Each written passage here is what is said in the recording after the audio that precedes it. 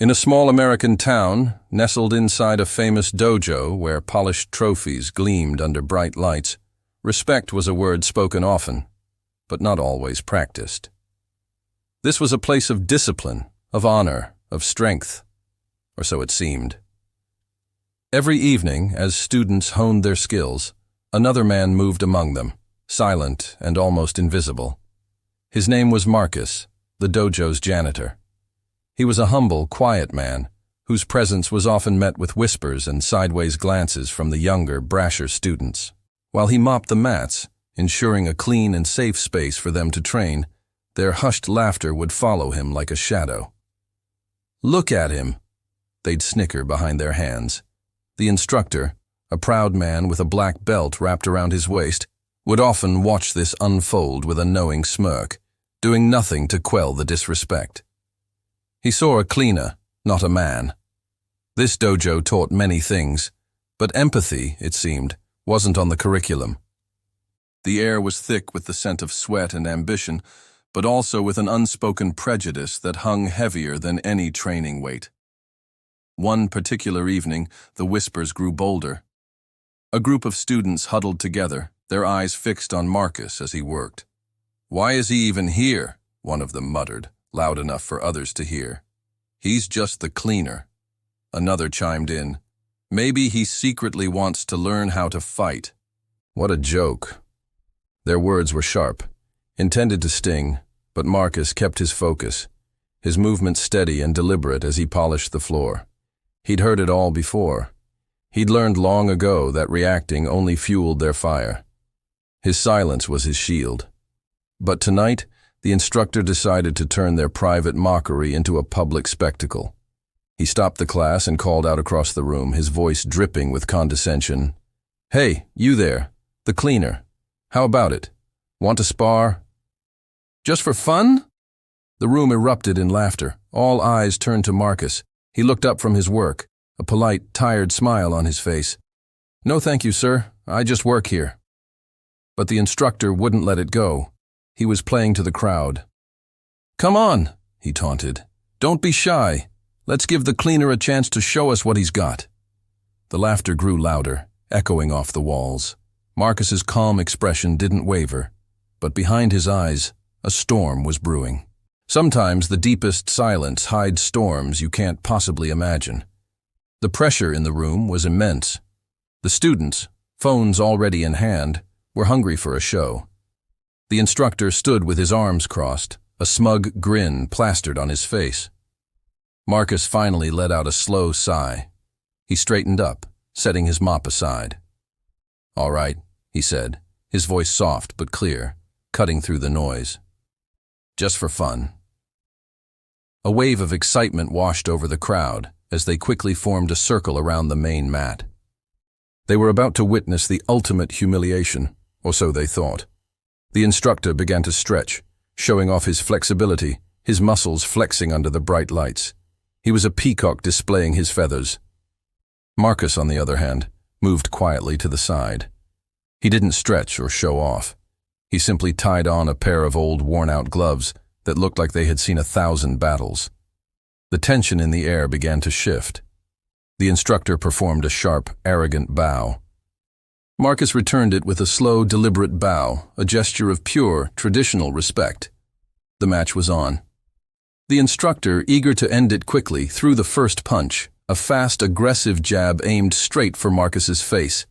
But it never landed. Marcus dodged it with an effortless, almost lazy turn of his head. A collective gasp rippled through the crowd. They thought he was a nobody, until he moved like lightning. The instructor's smug grin vanished, replaced by a flicker of surprise.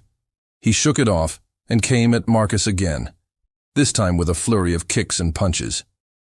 But it was like fighting a ghost. Marcus's movements were fluid, graceful, and impossibly fast.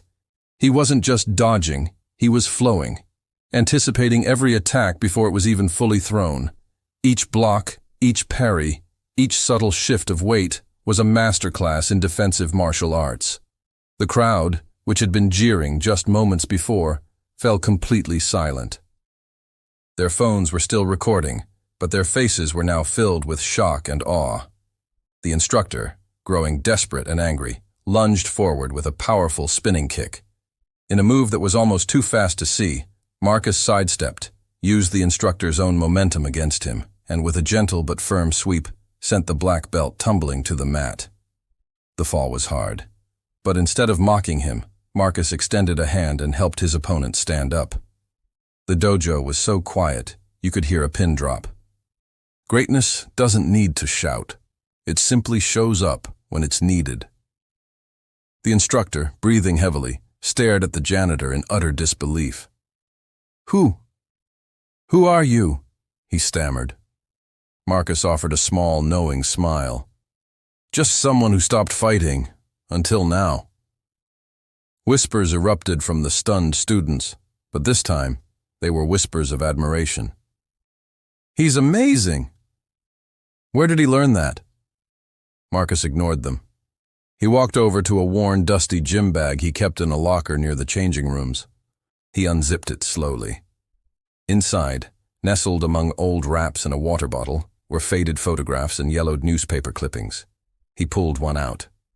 The camera zoomed in on the headline, "Marcus, the Ghost. Hill, National Martial Arts Champion, retires undefeated in 2010.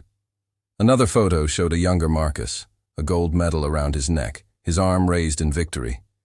He was a legend, a phantom from the sport's history who had simply vanished. Everyone in the room gasped as the realization hit them.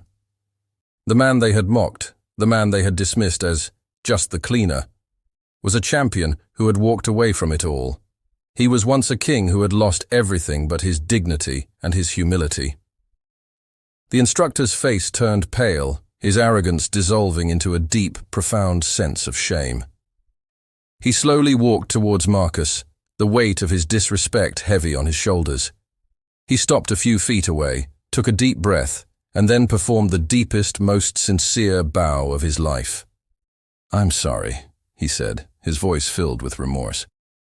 "I am truly sorry. I judged you before I knew who you were." Marcus looked at him, his gaze not angry, but full of a quiet wisdom. He nodded slowly. "You don't need to know who someone is to respect them," he replied gently. At that moment, the slow clapping started. It began with one student, then another, until the entire dojo was filled with a roaring, heartfelt applause. It wasn't just for the fighter they had witnessed, but for the lesson they had learned. It was a lesson in humility, in judgment, and in the profound truth that a person's worth is never defined by their job title. We so often see the uniforms, not the humans inside them. We see the jobs, not the journeys. We judge the cover and never bother to read the story within. But every single person you meet, every single day, is carrying a story you know nothing about. A story of triumphs, of failures, of love, of loss. A story that is worthy of respect. As the sun began to set, casting long shadows across the dojo floor, Marcus picked up his mop and his old gym bag. He walked out of the dojo and into the golden light of the evening, a champion once more. Not of the ring, but of character. Respect has no color. Greatness has no title. Thank you so much for watching. We hope this story touched you as much as it touched us. If you believe in the power of respect, please like this video and subscribe to our channel for more stories that matter. See you next time.